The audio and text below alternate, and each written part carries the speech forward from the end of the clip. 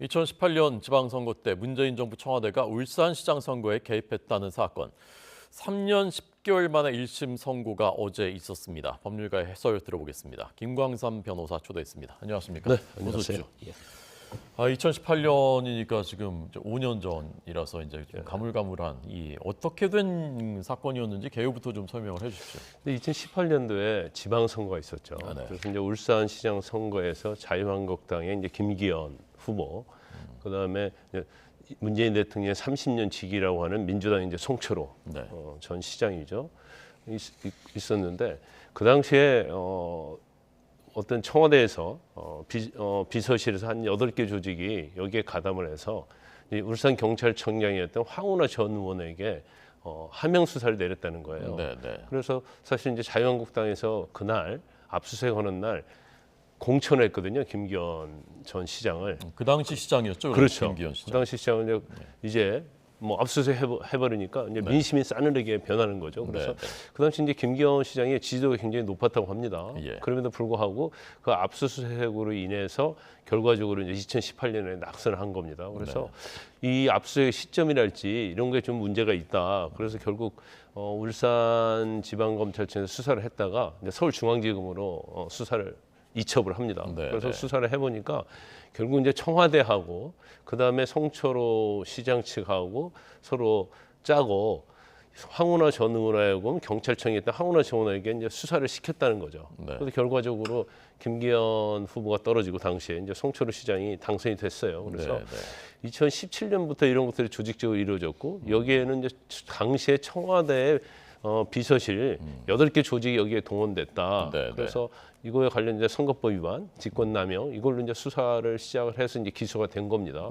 그 결과적으로 이제 어제 선거 결과가 실형 선고가 났는데 이제 송철호 시장 징역 3년 선고됐거든요. 그다음 황운하 의원도 징역 2년 6개월 또 6개월 이제 나눠서 선고가 됐기 때문에 3년이라고 볼 수 있고, 그다음 백원우 그 당시에 이제 민정비서관에 대해서는 징역 2년이 선고가 됐습니다. 그렇지만 실형을 선고하면서 일반적으로는 실형 선고하면 법정 구속하거든요. 그런데 도주 및 증거 인멸 우려가 없다고 해서 법정 구속은 하지 않았어요. 자, 그래서 이제 그럼 이제 송철호 그때 이제 당선된 울산시장, 그다음에 그 황운하 당시 울산 경찰청장 현재 민주당 의원 어떤 것들이 이제 인정이 돼서 유죄 선고를 받은 것인지 그거 좀 자세히 설명해 주십시오. 그러니까 이제 의도적으로요. 송철호 시장을 당선시키기 위해서 사실은 청와대로부터 이제 하명 수사를 받았다는 건데 이제 과정이 좀 복잡하긴 해요. 송병기 전 부시장이 있거든요. 이제 송철호 시장실의 부시장. 그 부시장이 비리 김기현 당시의 시장의 주위의 비리 측근과 관련된 여러 가지 제보를 청와대에 제보를 했다는 거예요. 그 청와대 이제 행정관이 이걸 다 모아서 민정비서실이랄지 여러 가지 조직이 이거에 대해서 이제 울산경찰청 황운하 당시 청장에게 수사를 하라고 제보를 했다는 거고 이런 것들이 사실 이제 송철호 시장이 다 제보를 했다는 거예요. 그러니까 뭐 어떻게 보면 서로 같이 공모해서 짜고 송철호 시장을 당선시키기 위해서 이제 저런 행위를 했다는 거죠. 그래서 사실은 그 당시에도 송철호 시장은 뭐 이건 뭐 소설 같은 얘기다. 그리고 황운하 의원은 뭐 정당한 수사를 했다 이렇게 주장을 했었어요. 그렇지만 뭐 수사가 진행이 됐는데 수사 과정도 이게 굉장히 우여곡절이 많고요. 재판 과정에서도 굉장히 우여곡절이 많습니다. 논란도 많이 있었고요. 근데 결과적으로 사실은 의도적으로 시장 당선을 위해서 하명 수사를 청와대에서 내렸고 그 하명 수사에 의해서 황운하 당시 청장이 수사를 한 것은 맞다 이런 결론이 내린 거죠. 그래서 선거법 위반이랄지 이제 직권남용 이런 죄가 유죄로 인정이 된 겁니다. 자, 그런데 이제 송철호 시장은 그때 당선이 돼서 결과적으로 임기를 작년에 다 채웠고 울산시장 임기를 채우고 퇴임을 했고, 그다음에 이제 황운하 당시 청장은 지금 그다음에 민주당 국회의원이 됐는데 이 국회의원 임기도 지금 거의 다 이제 끝나가고 왜 이렇게 오래 걸린 거냐? 재판 1심이 어떻게 된 겁니까? 이 사건을 수사할 때부터 굉장히 우여곡절이 많았어요. 그 당시에 이제 윤석열 총장이 그 당시 이제 정부로부터 상당히 이제 배제된 상태였거든요. 그래서 아까 말씀드린 것처럼 울산에서 수사하다가 서울중앙지검으로 보냈거든요. 중앙지검에서 수사를 합니다. 그래서 수사팀은 죄가 인정된다고 해서 기소 의견으로 중앙지검장에게 3번인가 올려요. 근데 중앙지검장이 이걸 다 거부를 하고 세 번째 올렸을 때는 중앙지검장이 결재 않고 그냥 퇴근을 해버립니다.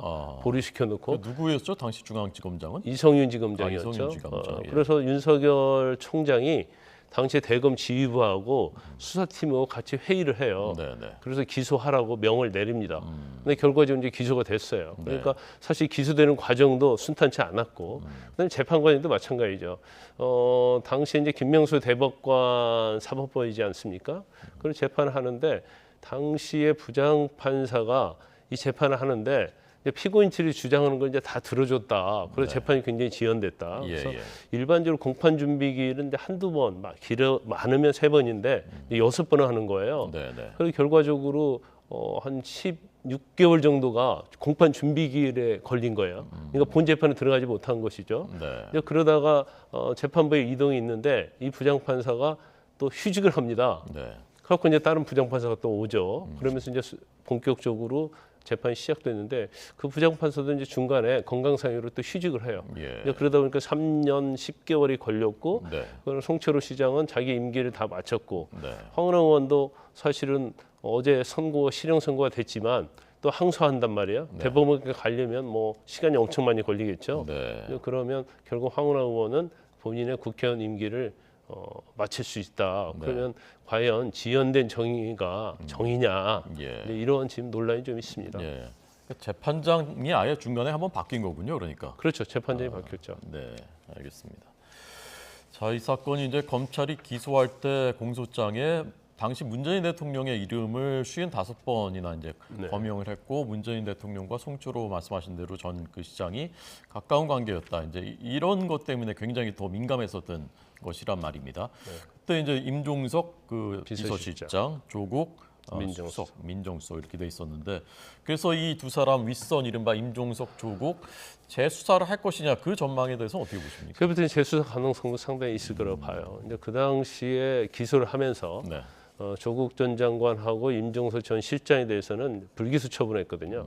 근데 불기소 처분할 때 그 범행에 가담한 것으로 보는 강한 의심이 든다, 이런 문구를 썼어요. 그렇지만 이제 증거가 부족해서 불기소 처분한다.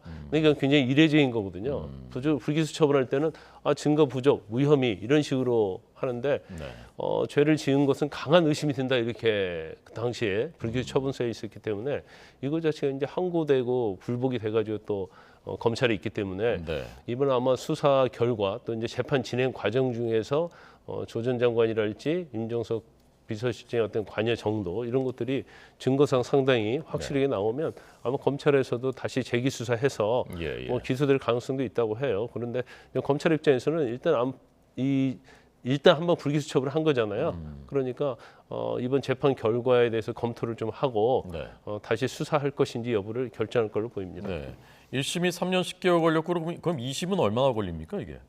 2심 자체도 아마 지금 황운하 의원이랄지 송철호 시장도 재판이 좀 길게 가는 걸 원할 거예요. 그래서 1심 재판이 굉장히 길게 갔지만 과연 1심 재판에서 하지 못한 거에 대해서는 증인 신청을 하게 된다랄지, 아니면 뭐 증거조사에서 이의 제기를 한다랄지, 또 새로운 증인을 신청한다랄지 하면 상당히 재판기일은 끌 수 있지만 1심 재판까지 그 정도의 시간은 걸리지 않을 겁니다. 왜냐하면 항소심이라는 재판은 1심에서 다 걸러진 거거든요. 필터링이 된 거기 때문에 아무리 뭐 재판을 지연시키려고 해도 그건 또 쉽지 않을 거고, 또 재판부가 또 어떤 제품에 따라서 소송지휘권을 적절하게 행사하면 항소심 재판은 그렇게 오래 걸리지는 않습니다. 알겠습니다. 자, 다음 사건. 지난 그 15일에 전남 경찰청장을 지냈던 인사가 극단적인 선택을 하고, 그다음에 이제 이게 조금씩 이제 드러나고 있는데, 경찰 인사의 브로커가 전남 지역에 브로커가 개입해서 뭐 인사를 좌지우지하다시피 했다라는 건데, 이 사건도 좀 개요부터 좀 설명을 자세히 해주십시오. 일단 전라남도 광주 쪽에서 이제 활동하는 브로커가 있습니다. 성모 씨라고. 이 사람 한 20년 동안 광주 전남 지역에서 경찰과 검찰과 인맥을 쌓으면서. 뭐 업자입니까? 그렇죠. 이제 브로커라고 하는데 뭐 직업은 모르겠어요. 이제 브로커로서 활동을 해온 사람이라고 그래요. 그래서 사실 극단적 선택을 한 경남 경찰청장과도 뭐 찍은 사진을 가지고 뭐 굉장히 과시를 하고 그랬던 모양이에요. 그래서 지금 문제가 되는 것은 경찰에 있어서 어떤 청탁을 받고 수사를 무마해준 의혹, 뭐 편의 제공을 해줬다랄지. 그다음에 이제 중요한 것은 이제 승진과 관련된 거예요. 그래서 이제 송모 씨를 통하면은 뭐 다 된다. 이제 그런 정도의 소문이 좀 있었던 모양입니다. 그래서 그래서 저 사람이 밤에 경찰청장 같은 밤에 전남 경찰청장 뭐 이런 거는 그렇죠. 이제 그런 소문이 있었다고 그래요. 이제 그러다 보니까 이제 경찰들이 승진을 하고 싶다랄지, 아니 뭐 보직을 받고 싶다랄지, 그러면 저 송모 씨한테 부탁을 한 거죠. 그래서 지금 드러난 건 뭐 한 7명 정도 드러나지만 아마 수사하면 좀 더 많은 사람이 많은 경찰들이 관여돼 있을 거라고 봐져요. 그래서 지금 원칙적으로는 지금 문제가 되는 것이 탕모 씨라는 사람이 있어요. 그 사람이 탕모 씨가 또 있습니까? 가상화폐 사기범이거든요. 그래서 이제 구속이 돼 있는데 이제 이 성모 씨가 워낙 경찰, 검찰로 인맥이 좋다고 하니까 부탁을 하는 거예요. 그래서 돈을 계속 주는 거죠. 그런데 이제 본인에 대해서 계속 경찰에서 영장을 청구하는 거예요. 그러니까 아니 돈 주고 무마해 주기로 했는데 왜 영장을 청구하느냐.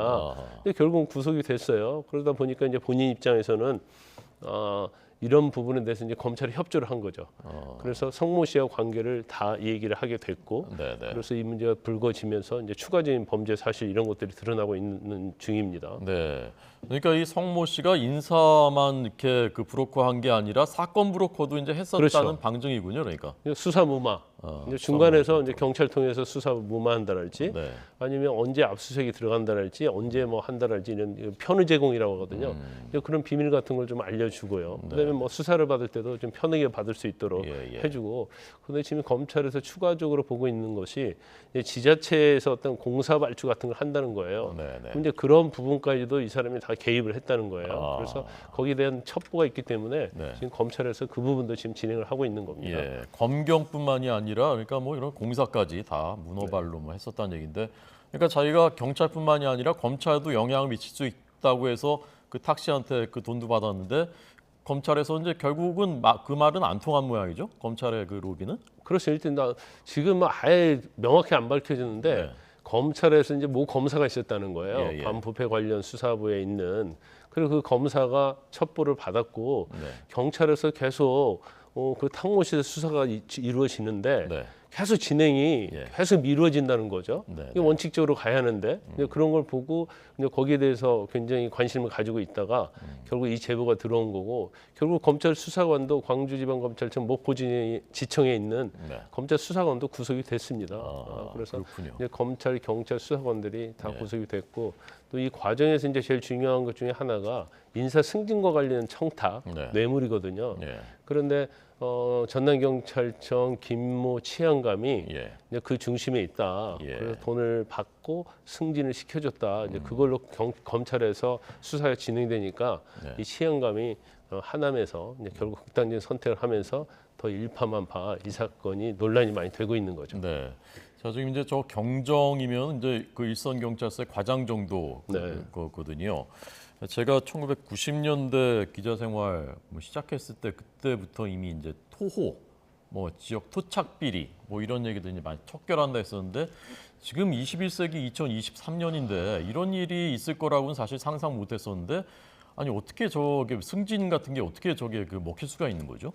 경찰 승진에 대해서는 굉장히 말이 많았어요. 그래서 상당히 오래전에는 뭐 총경을 승진을 하려면 뭐 거의 슈퍼마켓 가격처럼 얼마다 그런 얘기 있었거든요. 그런데 사실 뭐 최근에 와서 그 모든 것이 이제 사라졌다 이렇게 생각을 했었는데, 결국 뭐 저 자체는 어떤 전남이면 전남, 광주면 광주, 경찰청 이제 승진을 하는 데 있어서 권한을 누가 가지고 있느냐. 그러면 결과적으로 보면 우리가 승진하는 것이 다 객관적으로 이루어지는 건 아니거든요. 시험에서 이루어진 승진이 있을 거고요. 그렇지 않으면 심사에 의해서 이루어진 승진이 있을 거란 말이에요. 그럼 심사에서 이루어질 때는 이제 점수가 중요한데, 그걸 고가 점수를 얼마를 주느냐. 이것은 결국 인사권자의 그런 부분이 주관적으로 작용하는 거 아닙니다. 그다음에 이제 추천 받는 건, 추천 자체는 특별한 관계가 있어야지 추천을 해주는 거죠. 그 이후에 어떤 심사위원회에서 심사를 하는데, 이것도 심사위원이 누구냐. 그리고 어떻게 보면 고위직의 어떤 입김이 작용하느냐. 이제 그러다 보니까 결과적으로 이게 자의적으로 이루어진 게 아니냐. 그러면 나는 백을 쓰면 뭔가 누구에게 부탁하고 청탁하면 이루어질 수 있다.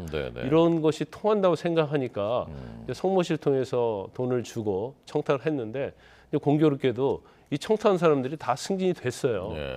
그러면 결과적으로 돈에 영향이 있었고 돈을 받았기 때문에 다 승진시켜준 게 아니냐. 결과적으로 이제 구속도 되고 그런 거죠. 네.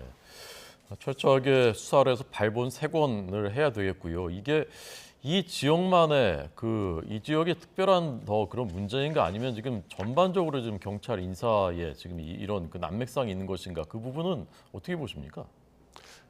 저는 이제 변호사인데 이제 뭐 경찰들로 접할 기회가 상당히 많죠. 그런데 저런 얘기를 사실은 좀 들어요. 그리고 뭐 누구에게 부탁을 했는데 됐다 안 됐다 뭐 어떤 실력적 운운하고 그런데 경찰의 인사가 굉장히 시스템 대하고요. 너무 주관적인 요소가 가미되면 안 되거든요. 그럼에도 불구하고 주관적 요소가 가미되는 그런 틈이 여러 가지 있기 때문에 사실은 그 틈을 파고 드는 거고요. 누구든지 실력이 있으면 될 수 있다고 하면 실력 가지고 실력 쌓는데 엄청 노력을 많이 할 거 아닙니까? 그래서 아마 경찰도 이게 뭐 전남, 광주에서만 일어났지만 이게 과연 전남, 광주에만 있는 그러한 유형의 어떤 부패냐? 또 그거 아닐 수 있거든요.